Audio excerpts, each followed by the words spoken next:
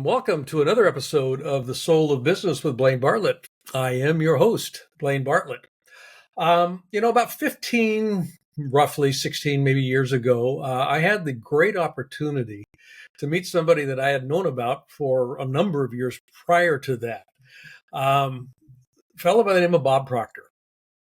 And Bob quickly became what I would consider one of my best friends. He was kind of a go-to guy for me in terms of bouncing some ideas off of. He and I ended up doing some programs together. I was really fortunate enough to speak on a number of his stages with different programs that he had. But in the course of this, one of the really, truly wonderful gifts that I was given through that fortuitous meeting was the opportunity to meet his son. And this is who I'm going to be inviting you to kind of spend some time with me today, Brian Proctor.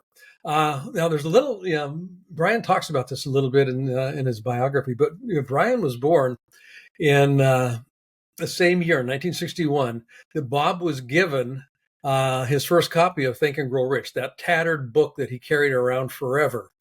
And I've just got to suppose that as Bob grew into Think and Grow Rich and literally started living from Think and Grow Rich, there was a nurturing process that kind of osmotically took place with Brian, because Brian, for me, is one of the singular exemplars of Napoleon Hill's work. Now, and I mentioned Napoleon Hill's work, Think and Grow Rich, but it's through Bob that it all comes to life. And Brian is probably one of what's the word I'd use here? It's impossible to not like Brian. I'll just kind of put that in place here. Bob used to say that about me, but it's also very true about Brian.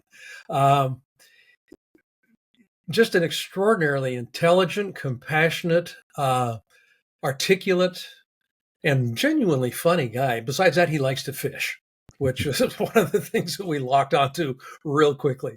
So I want to just take a moment right now and just have you put your hands together, metaphorically here, and welcome Brian Proctor to the show. Brian, it's great to have you here. Thank you, Blaine. It's really good to be here. That was quite a unique introduction. I appreciate that. My pleasure. But it's all true. I know I've had you up at the house here before, and we live not too far apart here in the Puget Sound. We share, two ends of the Puget Sound. Yes. You've got the southern end. I've got the northern end here in the Seattle area. But your dad died in past 3 years ago, February, and that's been a journey. And out of that, you wrote your first book, which was My Father Knew the Secret, which was kind of an allusion to the movie The Secret in part, but also the secret that was embedded in Think and Grow Rich. And you talk about growing up with your dad, with Bob Proctor. I'd like to just start with that a little bit here, because I've watched you, and I've experienced you and your dad interact with each other, and it was always a joy to watch that. It truly was, and it had me reflect back on my time with my father. Mm-hmm. And when my dad passed, probably about the first 9 months or the 9 months leading up to his passing, I'd drive down to Oregon to sit with him, and real quickly I learned that I had a role that was compromising my ability to get close to him. And it was the role of the father, mm-hmm. the father-son thing. Mm-hmm. So what I decided to do was sit down with him, and he liked bourbon. So we would sit on his back porch, and he'd pour a glass and I'd have a glass. And then I'd turn to him and say, Dad, tell me something about you I've never heard before. So it became an exercise in saying hello to somebody I've never met before. And that took the role away. And all of a sudden I had a human being that I was interacting with. Mm-hmm. Your book, Growing Up with Bob Proctor, My Father Knew the Secret, there are stories in there that anecdotally kind of, for me, when I read it, it was like, I know what that's about. So can you talk a little bit about not only just the book itself, compiling the stories, but also just how you've taken your relationship with your dad and carried it into your adult life at the stage in life that you are today, and how it informs what you're doing? Well, you know what, Blaine? Boy, that's a loaded question. Oh boy, I know. Yeah, I count myself so fortunate that to have Bob Proctor as a father. And for me, yes, he was my dad, but he was also like my best friend. Yeah. We were very, very close. It would not be uncommon for the two of us most days to be on the phone at 5 a.m. in the morning, chatting with each other because we both knew each other would be awake and Mhm. nobody else much was. And we just had a special relationship. You mentioned in the beginning that he received the book Think and Grow Rich. That was in October of 1961. And I mean, I was born December of 1961. And here's the interesting thing to all of that. I've looked at it and I look at myself like some grand experiment of my father's. I really do. I think he started to study that material at that stage in his life and started to change his life. I was born right at that time. And I believe that while he was studying that material, he was programming it into me right from that young age. So I really count myself as fortunate that I grew up really in the whole self development field. And I really got to learn this stuff from, I think, a great source. And it was pretty special. So when I started to write My Father Knew the Secret, at the time, I didn't know what I was going to call the book. And I started to write it when Dad was alive. And we had a lot of fun around it. We were talking, he knew I was writing the book. And we had a lot of fun talking about some of the stories. I can remember a few things. I'd call him up and we'd talk back and forth about it and how I remembered it, how he remembered it. And it really helped. I was probably halfway through the book when he passed away. Yeah. And I will tell you, it was a little tough to pick up the pen again. It took me probably 3 months before I could even start writing again. And when I did, I wrote the first chapter of the book at that time. It was the final lesson I got from my father. And it was tough to write. But I really felt that it drilled home who my father was and what he was about. And for me, writing the book was cathartic in a way. I mean, it was just, it really, it helped stay connected to who my father was and what his message was all about. And I thought it's an interesting perspective that I feel a reader would get, understanding who Bob Proctor was for starts, Mhm. but what I learned from him from as a father, what he taught me. And whatever he's going to teach me is going to be the very best of anything because, you always want the best for your kids. And so I realized as I was writing this, I'm writing from my perspective as to what I learned from Bob Proctor, not as the motivational speaker or inspirational speaker or teacher, but from as a father. And what did he teach me? And it was a enjoyable process writing about that. The Mhm. name, My Father Knew the Secret, came to me in the middle of the night. I actually had a vivid dream of Dad after he had passed, and that title was in my head. And I got up and I wrote it down. It was like 3 o'clock in the morning, and I thought, boy, there's the title. I'd always been searching for a good title, and nothing was feeling right. And I remember having conversations with Dad about it before he passed. And he said, Brian, don't worry about it. He said, the title will come to you when it's supposed to. Just relax and just let it Mhm. happen. Well, I guess that's what happened. And I always look at it, he was so well known because of the movie The Secret and the book The Secret. And I thought, boy, he really did know the secret. And I thought it would be a good play on words. And I think it's something a lot of people relate to. So that's really how the title came to be, and the rest is history, The I rest guess. is history. Yeah. Yeah. Yeah. I love that. Um, when, yeah, where do I want to? There's a thread there that I was picking up on.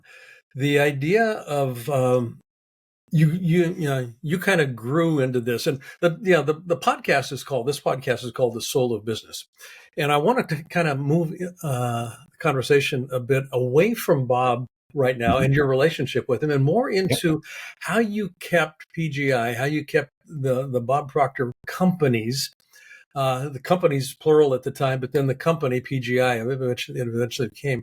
You were one of the pioneers in email marketing. You were one of the early people that really leveraged social media platforms. Mhm. How did you manage to keep the soul of the business present through a mass focus or a mass marketing structure? Because up to that point in time, the seminars were, I mean, they were one-on-one. You'd fill a room and then you Right. guys would talk to people. I mean, Yep. and it was one-on-one. All of a sudden now you've got emails going out to hundreds of thousands of people, and you again, one of the pioneers here in affiliate marketing and all of that sort of thing.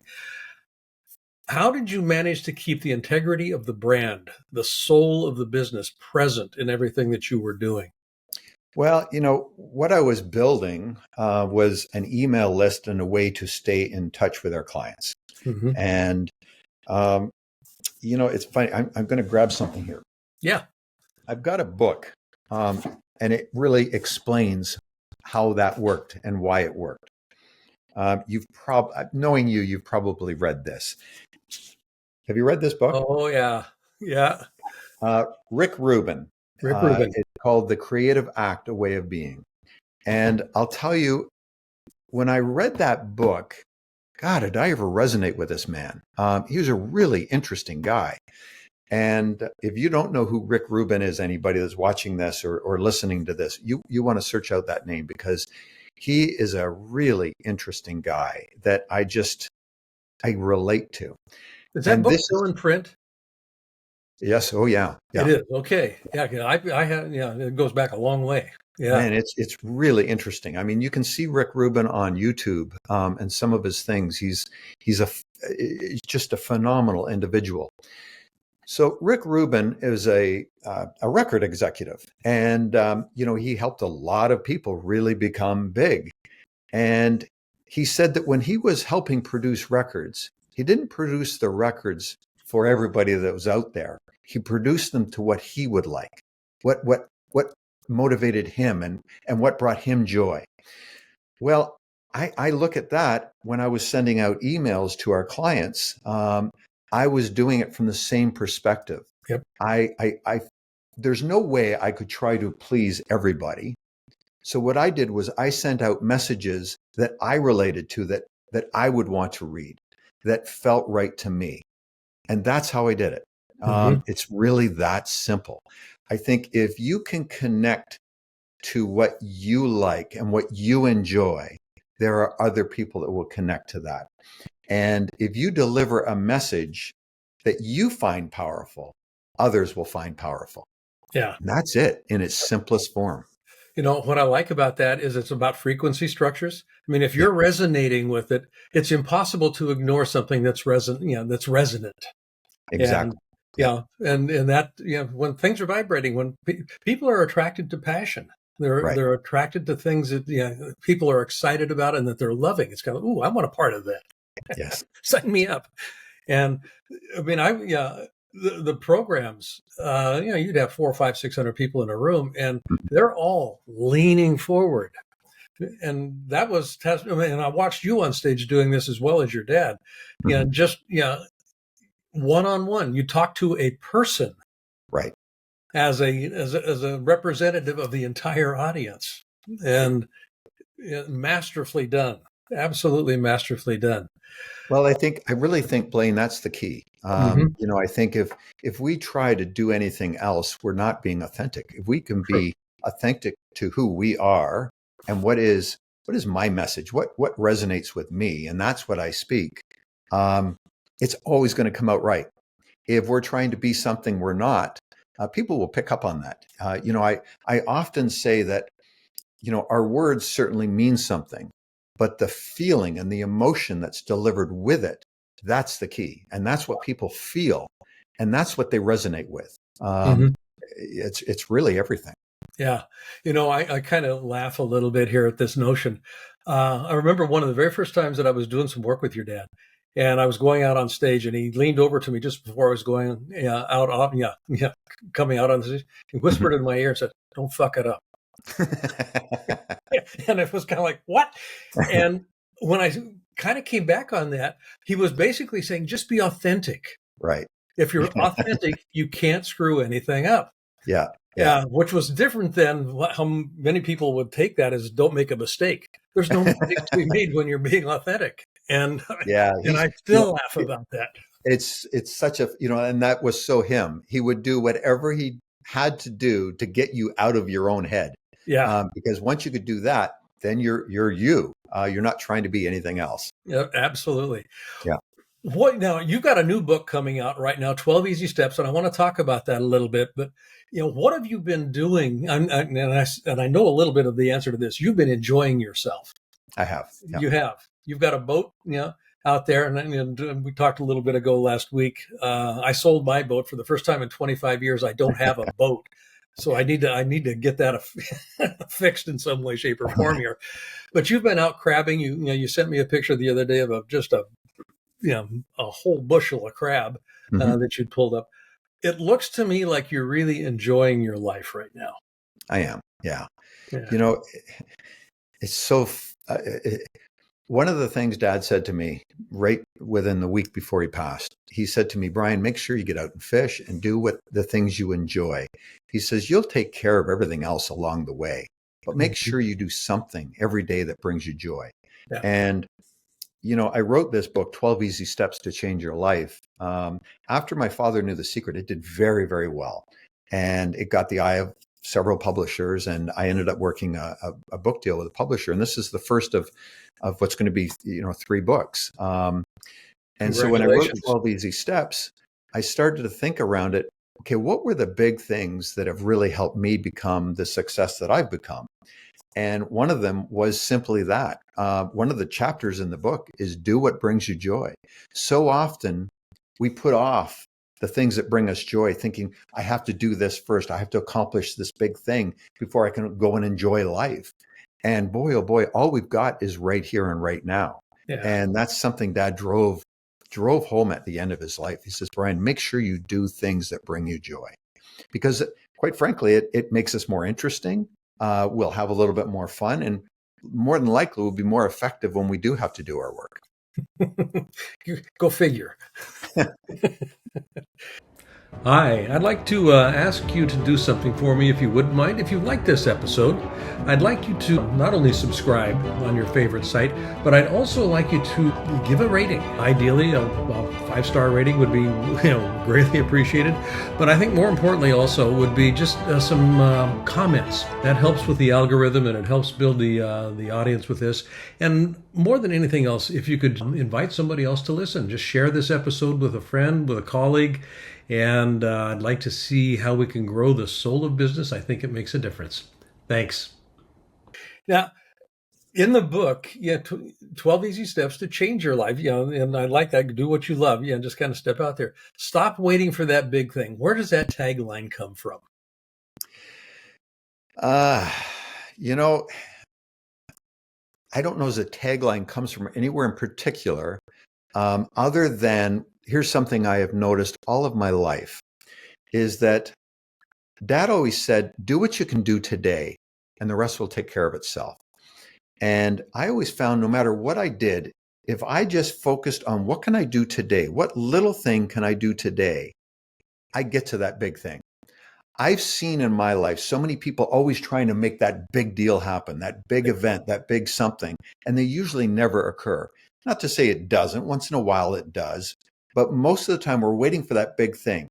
If we take care of the little things, and this is where it comes from, if we just do what can we do right here, right now, what one little step can I take today that's going to get me one step closer to my dream? And if we just do that every day, in a year's time, we've done 365 little things. Yeah. I promise you, Blaine, that's going to take you to something big. That's going to add up into something big. If we stop focusing on waiting for that big thing to happen or whatever that is, and just start doing the little things every day, they'll add up into something big. Yeah. I think back when I was younger, I was in real estate. I sold real estate for in my early or mid 20s into my 30s. And I was a very successful real estate agent in the city of Toronto. And I remember another fellow that was in the office, and he was always trying to do those big deals. He was trying to work on big apartment buildings, big commercial complexes. And he was always saying, oh, I'm going to make my millions with this one big deal. And he just kept working on that big. He never had a big deal, and he never made much money. Mm-hmm. I focused on just the little things. I was helping first-time people get into a home. I was just doing deal after deal after deal. I was just taking care of the little things, a house here, a house there. Every once in a while, I'd get a big house, but it was, I was just focused on what can I do to make a deal happen today. Because of that, over the period of a year, big things happen. I accomplished a lot because I was just focused on what can I do today. And that's kind of where it all came about. The Oakland Athletics baseball team, when Billy Martin took over as coach, it was Billy Ball. And he said, forget about the home runs. I don't want home runs. I want singles. Right. Just give me singles. Give me a lot of singles. And just get on base, because you're not going to score if you're not on base. That's right. Yeah. And I remember there was a movie that was made about that, but I also remember when Billy Martin was doing that. It was, there was all kinds of derisive press and, a number of different things that were going on there. Mm-hmm. Somebody said to me the other day in one of the conversations I was having, and I love this alliteration: little by little, a little becomes a lot. Right. And that's essentially what we're working with here.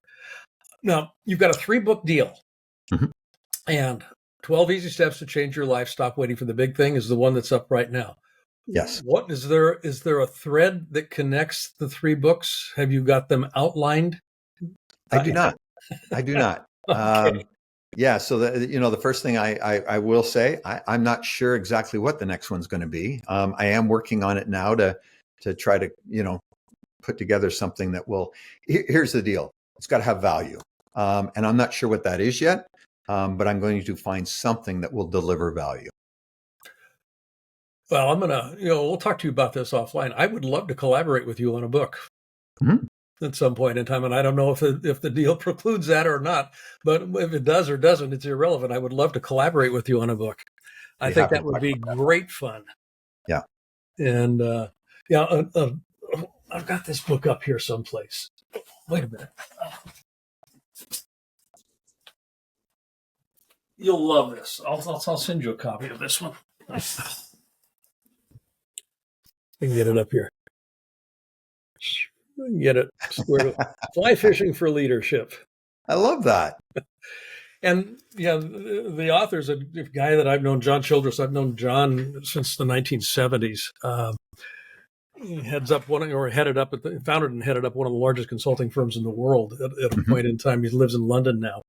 But he uses fly fishing as a metaphor for leadership.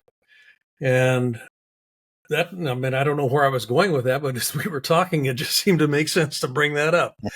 Fly fishing for leadership. Here, kitty. So, outside of the books, what else do you have going on that you're excited about right now? Well, outside of the books, my wife and I have we've built a program called Proctor's Principles, and it's a 13-week program that we run with people 2 times, so they actually get 26 weeks, and it's a program that's delivered via online with lessons, video lessons. There's a really nice workbook that goes with it, and then we do live coaching calls, group coaching calls with everybody. And it's been a ton of fun. A lot of it is based around the lessons that are in the book, 12 Easy Steps to Change Your Life. And from My Father Knew the Secret. It's a little bit of a blend of both. But I think I'm trying to be a bit of a disruptor in the system. And I've built a program that I'm not charging a fortune for, that others charge a lot of money for, although it's not inexpensive. But it's expensive enough that you'll take it seriously and that I'll take you seriously. That's really the way I put it. And we've got a lot of people going through the program. We close it out. I think the next time we're going to open it is in March. And it has been, honestly, Blaine, it's been a great experience. We're getting to work one-on-one with people in a group setting with Zoom classes, and it has been a ton of fun. Now, is this just you and Corey doing this together? Yeah, it's myself and Corey. Oh, that's beautiful. it's really nice because I find that we balance each other really nicely. I mean, I grew up with Bob Proctor, and in this material, Corey learned it at a later age. So we both bring different perspectives to it that I think have really helped a lot of people start to see how they can live a better life. And that's really what it's about. Just how to live a better life, and whatever that is for you. Yeah. Live a better life. I remember something a long time ago. It doesn't have to be broken in order for it to get better.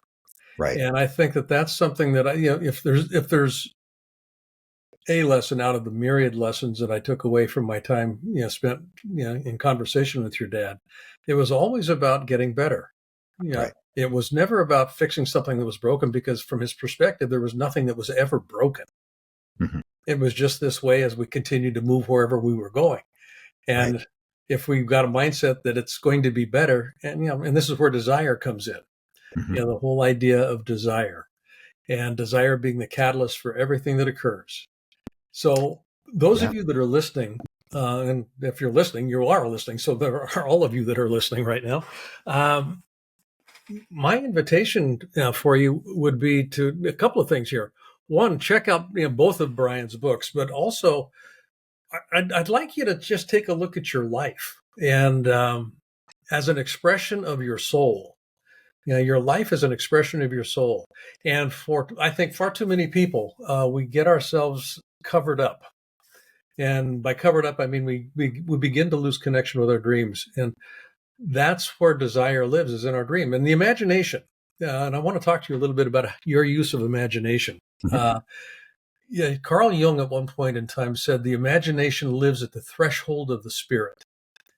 Yeah. And if you can use imagination well, and Neville Goddard really, really brings this point home in a number of his works. The imagination is fueled by the spirit, and the spirit is where desire lives. And desire in the sense of it wants to express, it wants to be out there in a fulsome way. How do you use imagination in your life? I mean, as a tool. Well, Blaine, I use it almost every day. Here is something that I learned a long time ago that really has value. Most of us let our current circumstance and our current environment control the way we think and control how we act and how we live. And that's a shame. Yep. It doesn't matter what's going on in our environment or circumstance. We still have the power to dream. It can be better. It can be different. And if we can allow ourselves to dream, to imagine, to fantasize, whatever that may be, and then start doing the little things every day to get there, before long, you will change your current circumstance and your current environment. That's what it takes. And it begins with imagination. How would you like your life to be? What would you like in your life?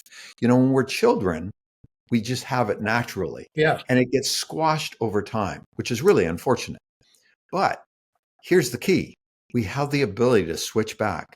And maybe it's take yourself back to as a kid and start to think, how would I like my life to be? What would I like in my life?